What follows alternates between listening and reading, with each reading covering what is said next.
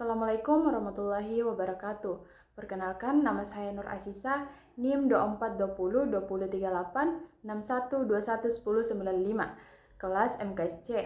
Pada kesempatan kali ini, saya akan mempresentasikan materi mengenai penerapan manajemen aset dan liabilitas atau ALMA pada perbankan syariah. ALMA adalah proses pengelolaan seluruh aset dan kewajiban bank secara terpadu. Tujuannya tidak hanya mencari keuntungan, tetapi juga menjaga keseimbangan risiko, menjaga stabilitas usaha, dan yang paling utama, selalu berlandaskan prinsip-prinsip syariah Islam yang bebas dari riba, gharar, dan spekulasi.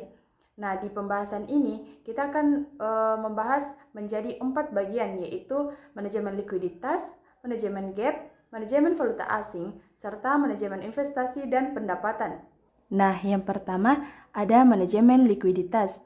Manajemen likuiditas adalah inti dari operasional bank. Ini adalah proses mengatur dana agar selalu tersedia untuk memenuhi kewajiban jangka pendek, seperti penarikan dana nasabah, namun di sisi lain dana tidak dibiarkan menganggur. Nah, tujuannya yaitu menjaga kelancaran operasional sekaligus mengoptimalkan pendapatan dari sektor real. Adapun dampak pengelolaannya. Nah, jika terlalu longgar, maka terlalu banyak dana disimpan di aset yang sangat aman tapi hasilnya rendah. Akibatnya, pendapatan bank turun, tingkat bagi hasil nasabah berkurang, dan biaya operasi menjadi tidak efisien.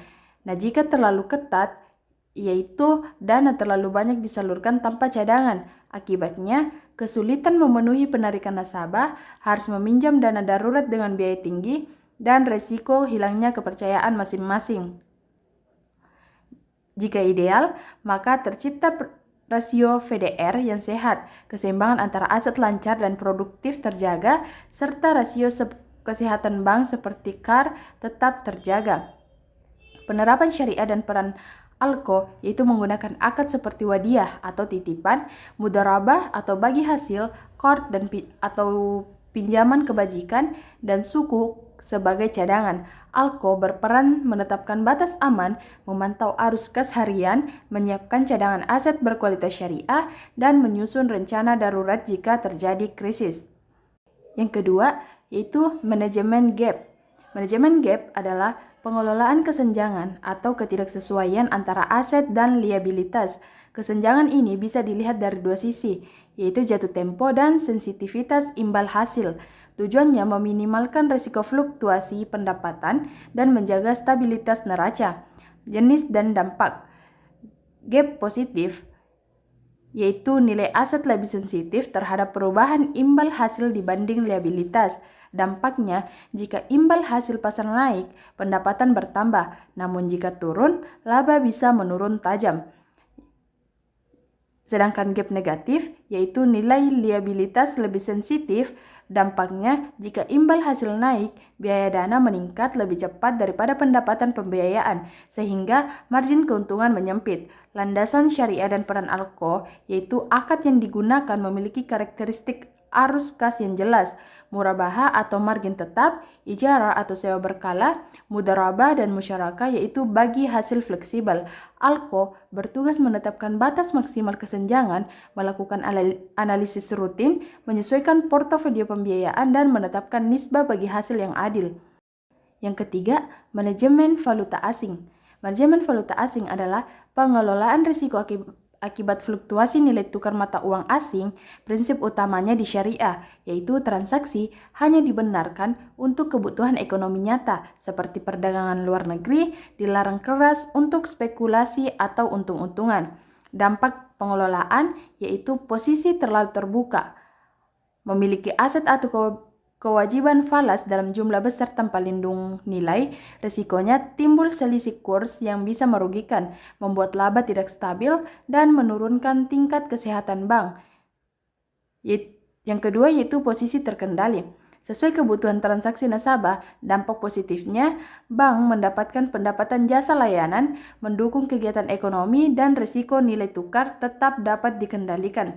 Prinsip penting, bebas dari gharar, didukung aset real, dan tidak bertujuan memanfaatkan perubahan kurs semata. Yang keempat, manajemen investasi dan pendapatan. Bagian ini berfokus pada strategi menempatkan dana yang dihimpun agar menghasilkan keuntungan yang optimal, namun tetap aman dan halal. Intinya adalah menciptakan portofolio yang seimbang antara risiko dan hasil. Adapun tujuan utamanya yang pertama yaitu mengalokasikan dana ke sektor usaha yang produktif dan halal. Yang kedua, menyeimbangkan pendapatan tetap dan pendapatan berbasis bagi hasil. Yang ketiga, memastikan keuntungan yang diperoleh dapat dibagikan secara adil kepada nasabah dan digunakan untuk pengembangan bank.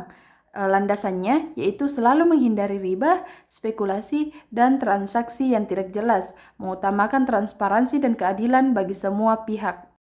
Nah, adapun kesimpulannya yaitu manajemen likuiditas bertujuan menjaga ketersediaan dana untuk memenuhi kewajiban jangka pendek. Pengelolaannya menggunakan akad syariah seperti wadiah, mudharabah, dan qard dengan menghindari riba, gharar, dan maisir. ALCO berperan mengatur likuiditas, memantau arus kas, dan menjaga keseimbangan antara likuiditas dan profitabilitas. Manajemen gap bertujuan mengendalikan ketidaksesuaian antara aset dan liabilitas agar risiko dan pendapatan tetap stabil. Pengelolaannya menggunakan akad mudharabah, musyarakah, murabahah, dan ijarah, serta menghindari riba, gharar, dan spekulasi. ALCO melakukan gap analisis dan menetapkan batas risiko yang dapat diterima. Manajemen valuta asing bertujuan mengurangi risiko perubahan nilai tukar dan menjaga stabilitas laba bank. Pengelolaannya menggunakan akad bai al-sarf, wakalah, dan mudharabah, serta menghindari spekulasi, gharar, dan riba. ALCO mengendalikan posisi falas dan melakukan pengelolaan risiko kurs. Manajemen investasi dan pendapatan bertujuan mengoptimalkan pendapatan melalui penempatan dana yang produktif dan sesuai syariah. Pengelolaannya menggunakan akad mudharabah, musyarakah, murabahah, ijarah, dan istisna, serta menghindari investasi pada sektor haram, gharar, dan maisir.